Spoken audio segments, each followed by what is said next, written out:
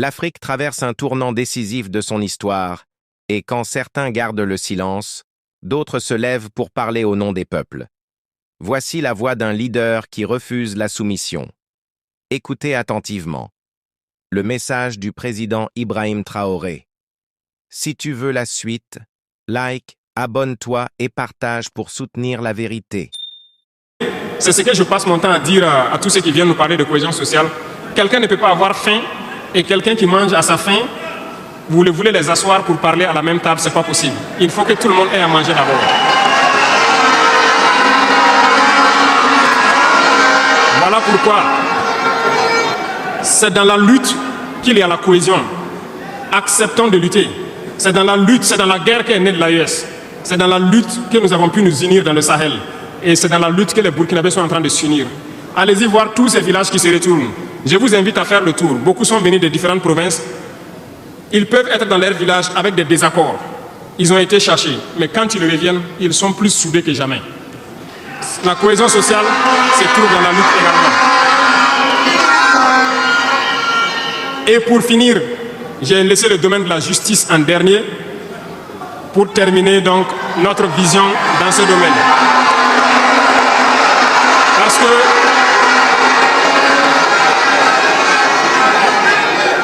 Parce que nous avons un sérieux problème dans ce volet.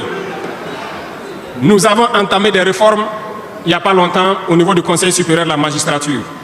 Nous avons vu des écrits, nous avons vu des comportements de certains syndicats du monde de la justice. Très bien, certains ont tenté de boycotter tout ce qu'ils peuvent, mais comme le disait Diop, avec ou sans eux, nous allons avancer.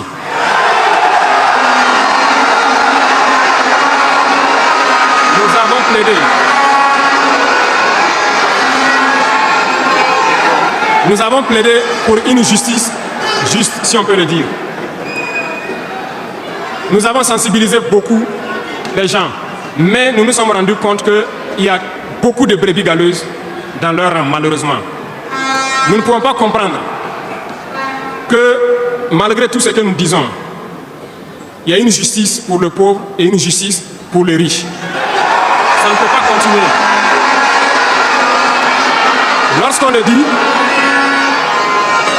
Lorsqu'on le dit, ils disent que nous ne devons pas parler de ça.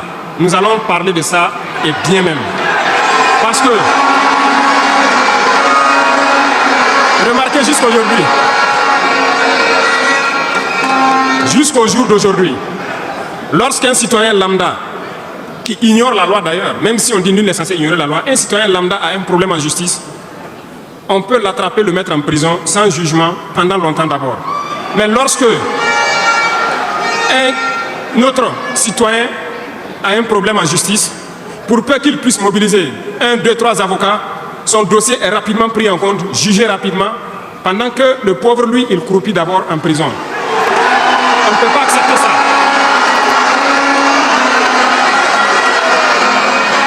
Il y a des choses, il y a des situations et il y a des choses sur lesquelles nous n'avons pas voulu nous prononcer par juste devoir de réserve parce que nous sommes à un certain niveau, on ne veut pas parler en premier. Mais nous allons rompre ce tabou-là. Ça ne peut pas continuer comme ça. Il faut que les gens changent de manière d'être. Beaucoup de gens sont toujours en prison sans jugement. Nous allons lancer une campagne bientôt pour juger ces gens-là qui sont en prison pendant des mois sans être jugés. Parce que nous ne pouvons pas payer des gens et vouloir encore qu'on paye lorsqu'il y a un jugement. C'est pratiquement cessé, ça fait partie du fonctionnement. Et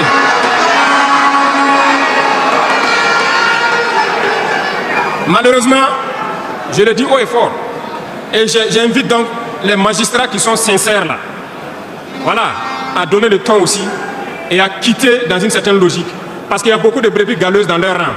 Il y a des magistrats corrompus qui se cachent derrière des syndicats pour poser un certain nombre d'actes.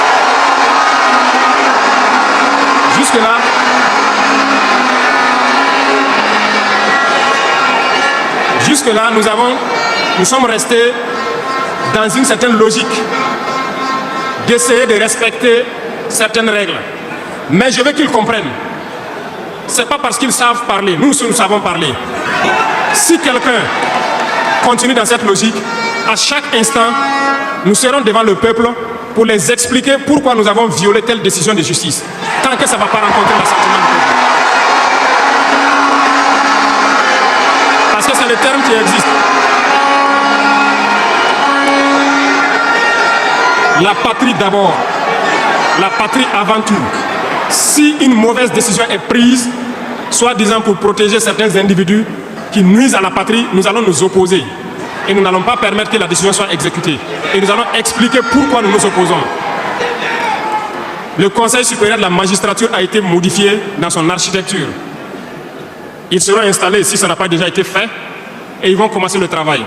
Tous ceux qui avaient les dossiers, des magistrats qui avaient été pris la main dans le sac, qui ont des dossiers, on va remettre tout à jour, ils seront jugés aussi. Comme les autres.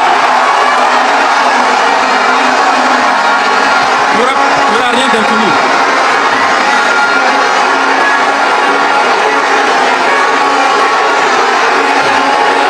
Ils sont au courant.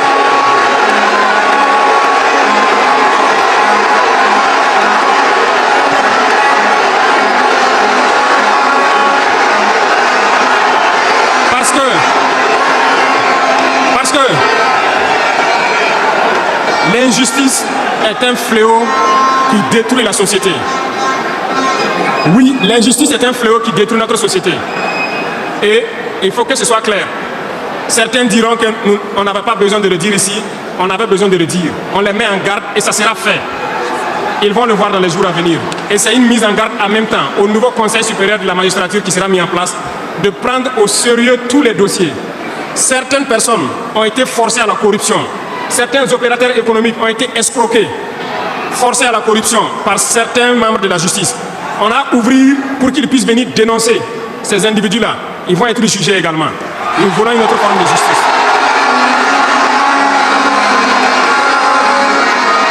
Nous ne le faisons pas pour nous-mêmes. Nous ne le faisons pas pour nous-mêmes, mais nous le faisons pour la masse. Parce que les deux catégories de citoyens, cette minorité qui se retrouve à être la minorité dirigeante et la majorité qui est la masse populaire paysanne qui croupit dans les villages, nous n'allons pas permettre à ce qu'il y ait cette distanciation en matière de justice. Donc j'ai laissé la partie de la justice en dernière partie pour les dire que la bataille sera lancée. Et nous comptons sur les magistrats honnêtes pour faire le travail honnêtement et expédier de leur rang les corrompus, les vendus et les escrocs.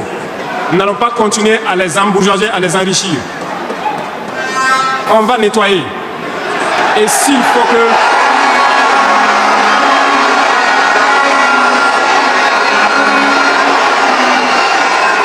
Et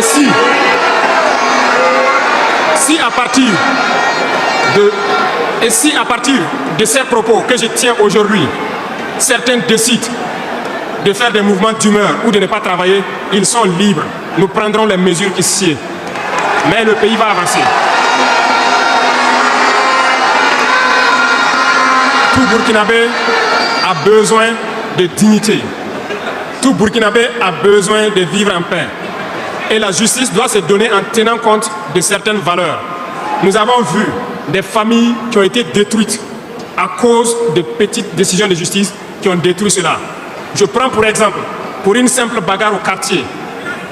Une simple bagarre au quartier, on prend quelqu'un pour coup et blessure, on le met en prison, on ne se rend même pas compte que ce sont ces femmes et ces enfants qui vont périr dans la misère.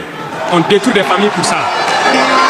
Nous avons interpellé à relire le code pénal.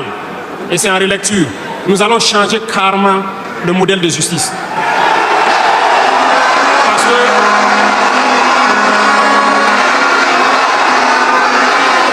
nous l'avons dit et nous le prêchons. Il y a plein de fautes.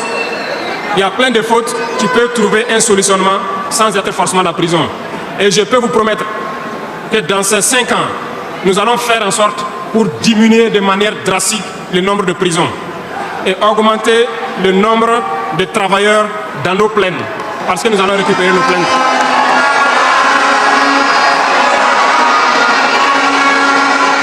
Sur ce, Nous n'allons pas donc nous détailler sur tous les aspects. Nous allons nous arrêter là parce que vous avez beaucoup de questions sûrement à poser sur ce que nous venons de dire et nous allons vous apporter les réponses claires, simples et limpides. Merci beaucoup et je vous laisse la parole.